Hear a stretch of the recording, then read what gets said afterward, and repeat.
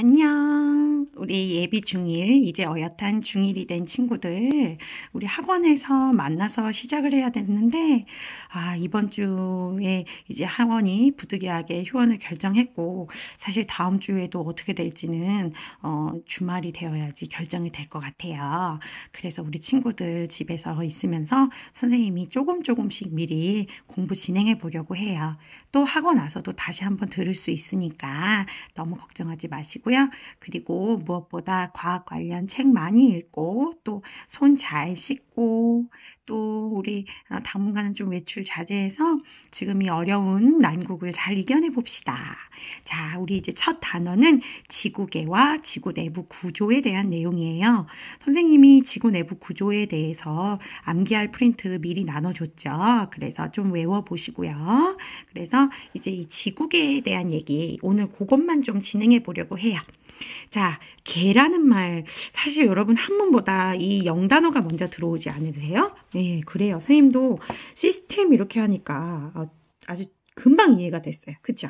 그래서 일단 정의는 어떻게 되어 있냐면 바운더리, 경계 안에 물질 또는 구성 요소의 집합을 우리는 뭐라고 그래요?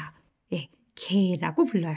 어떤 경계가 있고 그 안에 포함되어 있는 것들을 이제 그 집합 자체를 개라고 하죠. 그래서 어느 한 요소의 균형이 깨지면 어떻게 될까요? 전체 개의 균형도 같이 깨지게 돼요. 뭐 우리 집을 생각해도 그렇죠. 뭐 가정이 이제 각자 맡은 역할들이 있죠. 근데 뭐 한 사람이 아프거나 그러면 어때요? 막 흔들리죠. 자. 그래서 우리가 여러 가지 개들이 있는데 초등학교 때 공부했던 여러 가지 개들을 가지고 하나씩 접근을 하면서 이해를 해보려고 해요. 그래서 이제 뭐 생태계라든지 그다음에 이제 소화계, 뭐 순환계 같은 우리 몸에 그런 구성 요소들이 있었고요. 뭐 또 그 밑에는 이제 우리 보면 태양계도 나와요.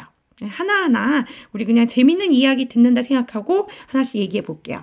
여러분 생태계 하면 세 가지가 생각나야 되는데 세 가지 생각나십니까? 선생님이 힌트를 줄게요. 나무, 그리고 또 호랑이, 그리고 세균? 이렇게 하면 좀 힌트가 됐나요? 나무는 스스로 먹을 것을 만들어요. 빛을 이용해 만든다. 그래서 광합성을 하죠. 그래서 이렇게 나무처럼 광합성을 해서 양분을 스스로 만들어내는 친구들을 우리는 생산자라고 불러요. 자, 그리고 선생님 호랑이라고 얘기했는데요. 뭐 호랑이를 포함한 포유류를 비롯해 굉장히 많은 종류의 동물들이 있어요. 이 동물들은 식물을 먹거나 또는 다른 동물을 먹어서 소비자라고 부르죠. 자기가 스스로 에너지를 만들어낼 수는 없어요. 그 다음 우리가 다 이제 시간이 되어서 때가 되어서 안녕 이제 죽음에 이르게 돼요. 식물도 죽고 동물도 죽고 그러면 어떻게 될까요?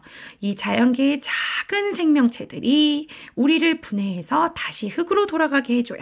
그런 친구들을 우리가 분해자라고 불러요. 자, 여기서 요즘 지금 우리가 이렇게 만나게 된 원인이 된 바이러스와 구별을 좀 하셔야 돼요. 바이러스는 이게 어떤 생명체도 아니고 그렇다고 무생물이라고 말하기도 어려워요.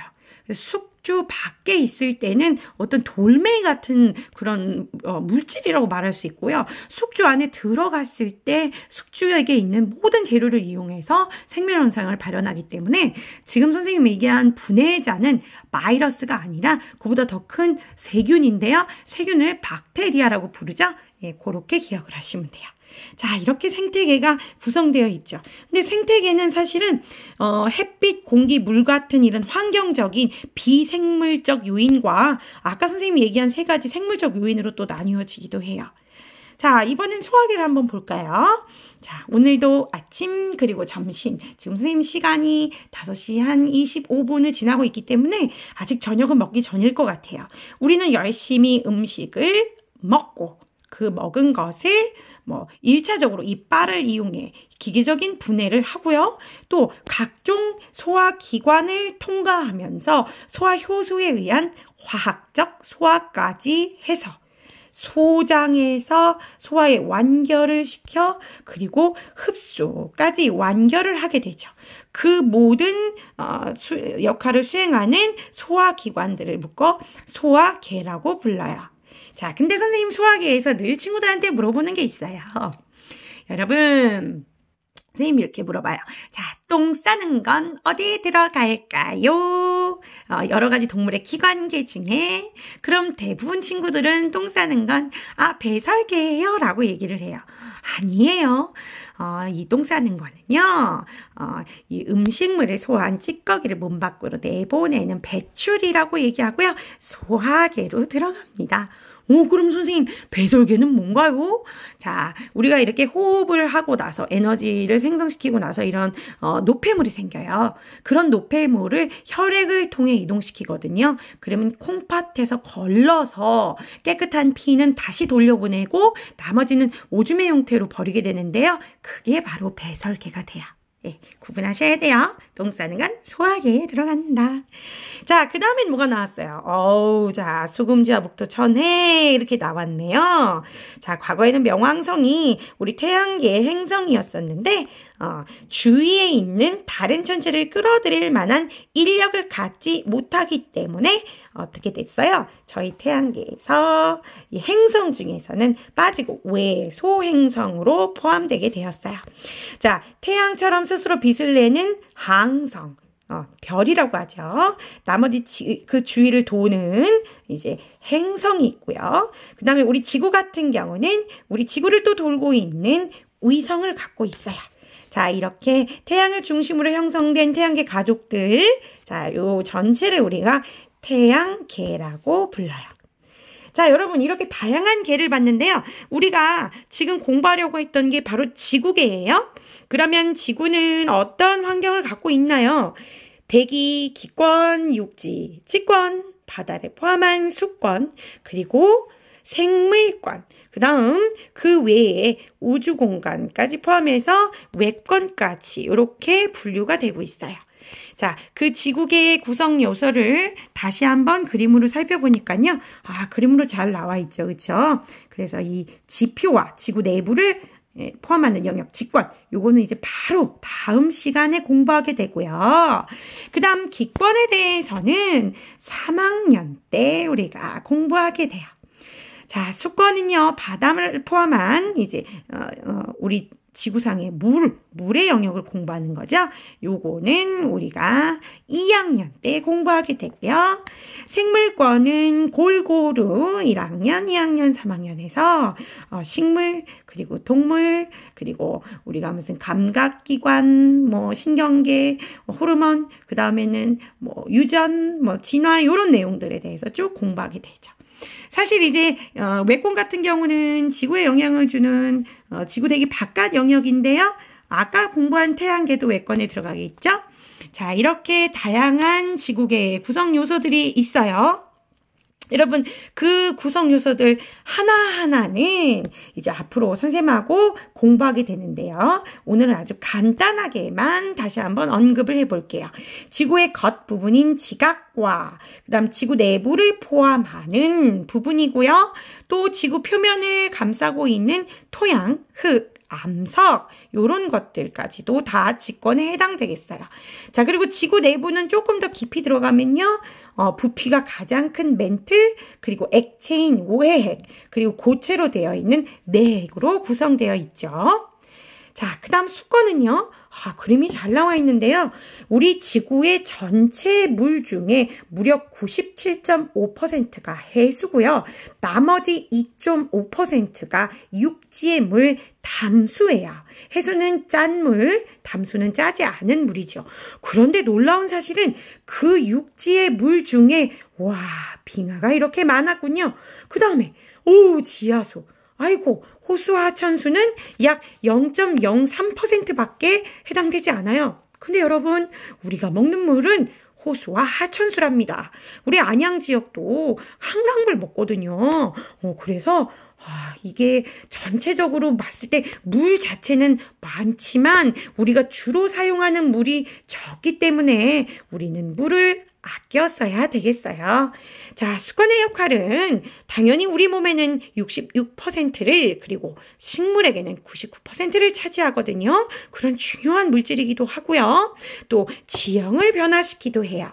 자, 지형을 변화시키는 부분은 사회로 빠져 있어서 나중에 공부를 또 사회 시간에 해보도록 하고요. 또 대기 중으로 흩어져 기상현상을 일으키는 수증기, 기상현상을 일으키는 원인이 되기도 하죠. 자, 한 장을 넘겨보겠습니다. 자, 이제 기권이 나오네요. 지구를 둘러싼 공기층인데 약 1000km에 해당됩니다. 자, 근데요, 여러분, 중력이라는 힘 때문에, 자, 요 어디로 떨어지냐? 쿵! 아래로 떨어지죠. 그래서 대부분의 공기가 지표 근처에 분포하고 있습니다. 그래서 높이 올라갈수록 공기의 밀도는 작아지고요. 공기가 희박해지죠. 그래서 대부분 높은 산을 정복하는 탐험가들은 산소 호흡기를 가지고 산에 올라가죠. 자, 기권의 조성은요. 자, 오늘 한번 외워보도록 할까요? 앞으로도 너무 많이 쓰이기 때문에 여러분 꼭 암기를 해주셨으면 좋겠어요. 자, 요 표를 좀 볼게요. 78%가 질소고요. 21%가 산소입니다. 아이고, 그러면 나머지 1%에는 무엇이 있을까요? 봤더니 바로 여기 글씨가 좀 이렇게 넘어갔어요. 아르곤이 거의 0.9%고요. 자, 여기서 이산화탄소는요, 0.03%인데요. 0.03을 좀 외워두셨으면 좋겠어요. 아르곤에 대해서는 선생님이 나중에 또 2학년 과정에 공부할 때 그 정체를 좀 밝혀드릴게요.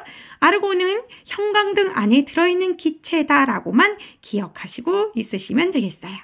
자, 그 다음 이제 기권의 역할을 좀 보면은요. 자, 당연히 우리가 호흡하는데 산소를 공급해주고요.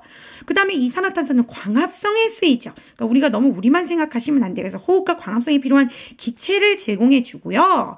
또한 외권에서 오는 해로운 빛이라고 그랬는데요. 이 해로운 빛은 자외선이에요.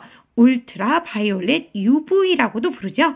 자, 그리고 이 부분도 기권을 좀 더 자세히 공부할 때 성층권에 있는 오존층 얘기하면서 한 번 더 얘기하도록 하겠습니다.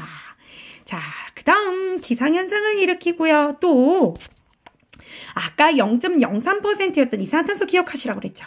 그 이산화탄소가 가장 영향력 있는 온실 기체로 작용해서 어느 정도 온실 효과를 갖게 하기 때문에 연평균 기온 15도씨를 유지해서 살기 적당한 아름다운 지구를 만들어주고 있어요. 자, 생물권으로 넘어가 볼까요? 자, 이제 생물은 선생님 아까도 얘기했지만 뭐 식물, 동물 그리고 작은 미생물도 있고요.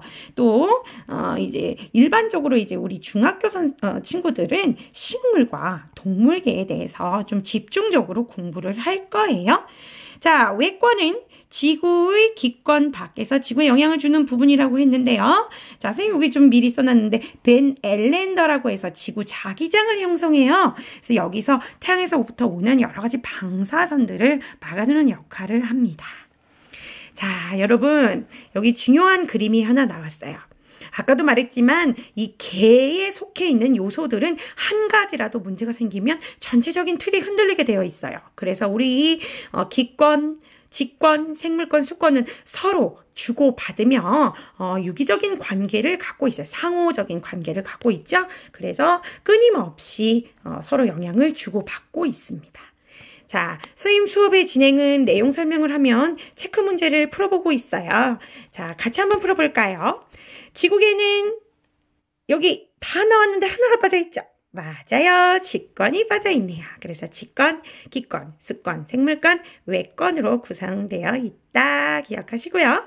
두 번째, 지구의 구성 요소 중에서 지구에 살고 있는 모든 생물과 이들이 분포하는 영역은 그랬는데 생물권이라고 하시면 되겠어요. 여러분, 생각보다 이 생물권에 속해 있는 생물들은요. 자, 잘 보세요. 하늘에 새가 있죠? 땅에 대부분의 생물이 살고요. 바다에서도 또 많은 생물들이 살고 있어요. 그래서 전 영역에 고르게 분포하고 있지요. 마지막 문제를 볼게요. 암석과 토양은 지구계의 구성요소 중 어디에 들어가느냐 그랬는데 바로 직권에 들어가게 되겠죠. 그래서 우리는 암석을 이루는 광물, 광물을 이루는 원소, 그리고 그런 이제 암석으로 이루어진 지각부터 또 내부, 멘틀, 외핵, 내핵까지 다음 시간에 공부해 보도록 하겠습니다. 그럼 다음 시간에 만나요.